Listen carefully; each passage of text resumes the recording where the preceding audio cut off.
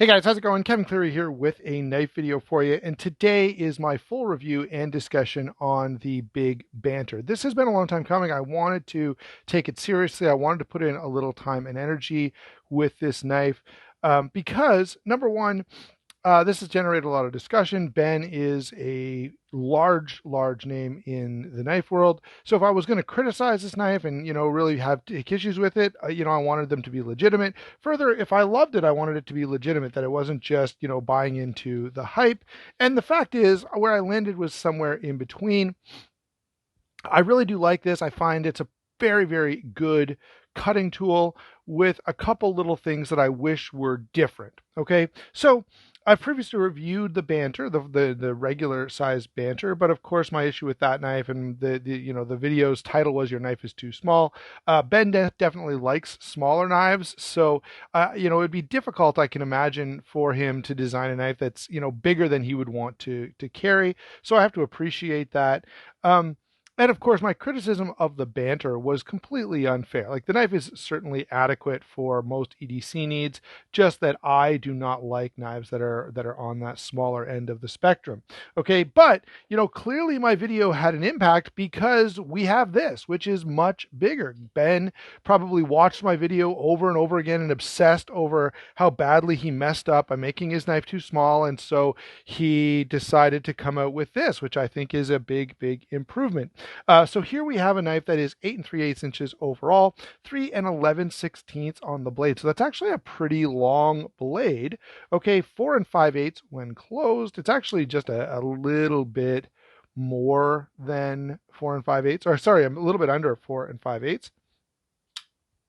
The grip area here is 3 5/8. Okay, so from here to here, 3 5/8. That's pretty substantial. But if you had really large hands and that just still isn't enough, you have this extremely large finger choil, like quite a bit bigger than my fingers. I can't quite fit 2 fingers in here, but it's definitely more than I need for 1. All right, and that is something that I want to touch on before we go any further. That's been one of the big criticisms of this knife, is that the size of the knife doesn't make sense given the very short cutting edge, and I think that's a fair criticism. Another knife that gets this criticism all the time is the Paramilitary 2, similar size knife, and you can see that even it, despite all the complaints about it, has more cutting edge than the Banter. Now, in fact, I have one more knife to bring in here. This is the Kizer Original. And you can see that despite the much smaller size of the Kizer Original, that it has about the same amount of cutting edge.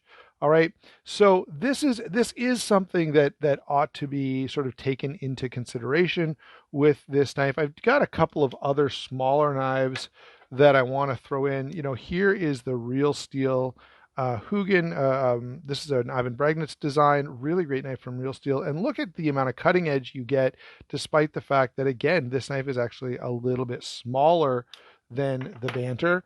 I do have one other smaller knife that I'll throw in here. This is the Civivi Secoke, so both WE kind of brands. And the Secoke, again, is a much smaller knife, but has as much cutting edge.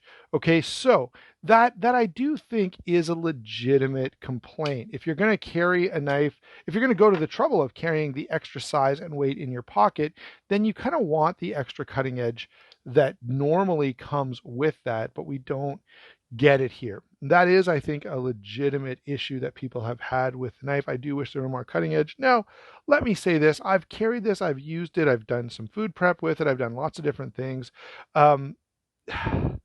You know, I've only ever noticed it a couple of times. Now, I did notice it, right? It's fair to say that, yeah, there were a couple times where I was like, if I had a fuller blade, it'd be a little bit nicer. But it wasn't like an end of the world type of thing.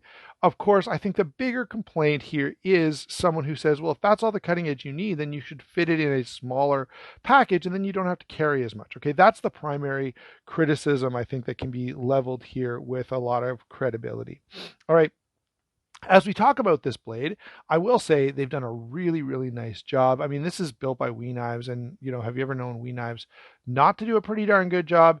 So we've got this black wash finish, really nice and thin behind the edge, basically a full flat grind. Like there's this little bit of flat here at the top, but it's mostly a full flat grind. We get a nice little sharpening choil here.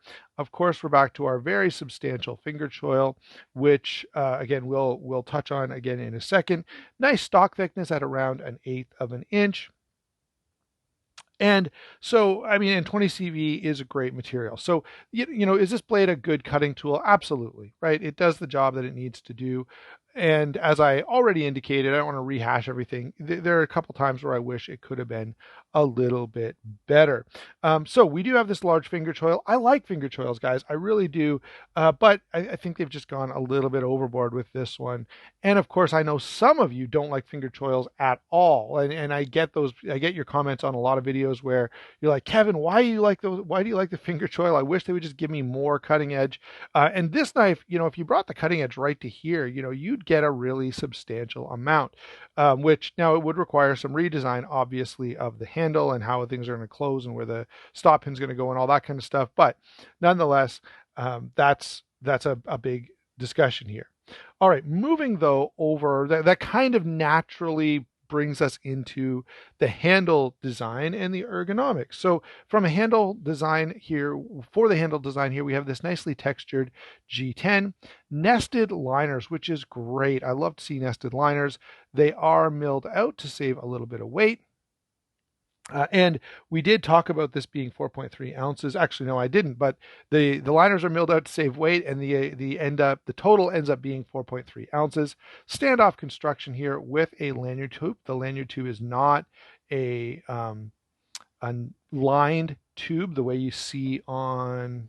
I had that pair 3, pair 2 a second ago.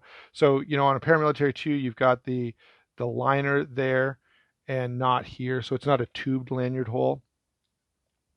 The pocket clip, let's talk about this for a second because this does come up. So we have a recess with a screw here. This is a reversible clip, and I like it when they do this recess, which makes the clip fit nice and flush, and then they add the flush screws.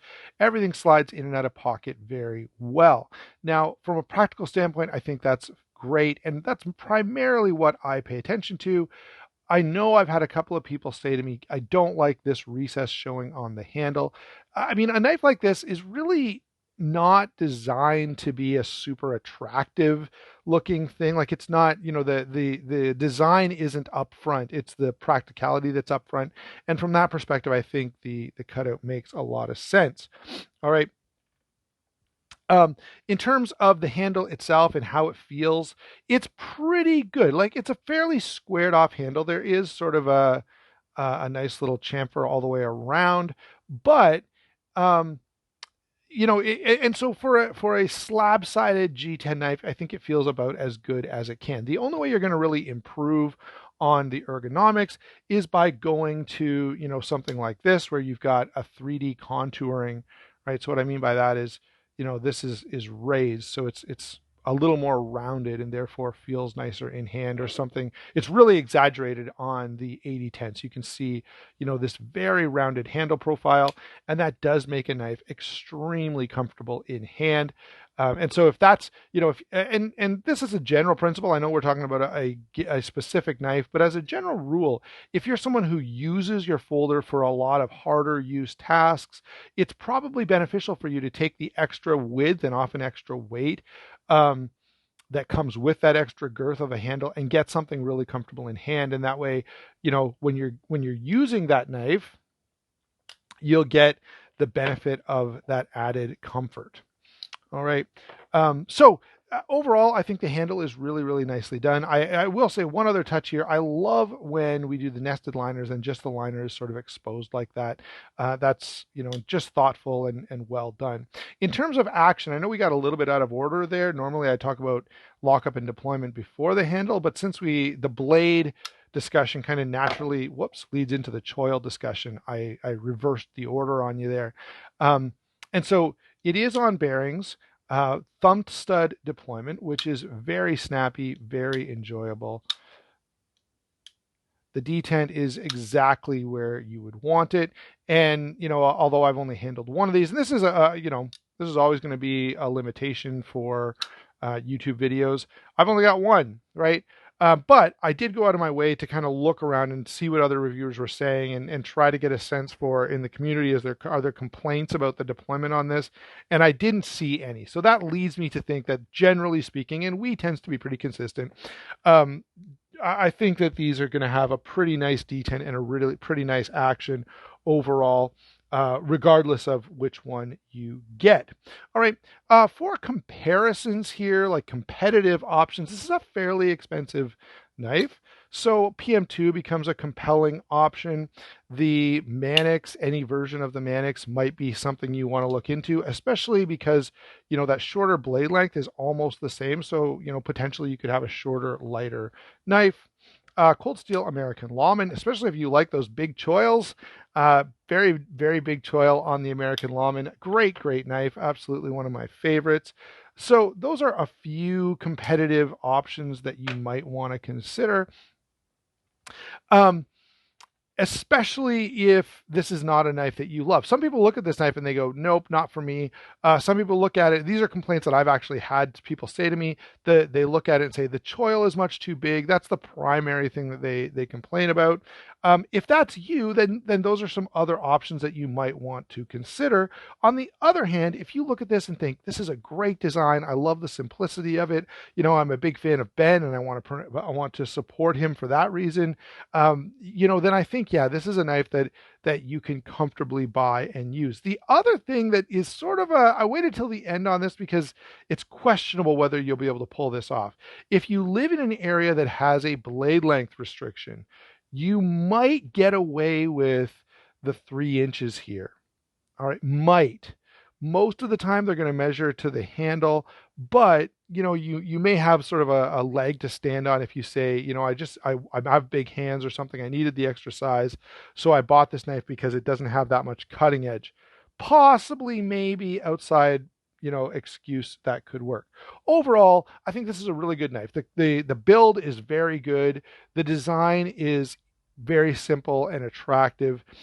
Ben does have another design coming out with Kizer this year, so we'll see how that goes. I think it's going to be built in a way that's similar to, if I recall, it's got the clutch lock on it. So if it's as good as the Kizer Escort was, that could be a very, very compelling knife. And maybe would even be preferable to this one. They're not released yet, so time will only tell about that. But that's something that's on my radar screen, and maybe you should want it on yours as well before you go out and buy this. You may think about waiting till the other version comes out. Okay, there you go, guys. Thanks a lot for watching. Don't forget to like and subscribe. Don't forget to use those links down in the description. It's a huge, huge help to the channel when you use those affiliate links or use that discount code SHARPSTUFF over at White Mountain Knives. I'll thank you again for watching, and we will talk to you soon.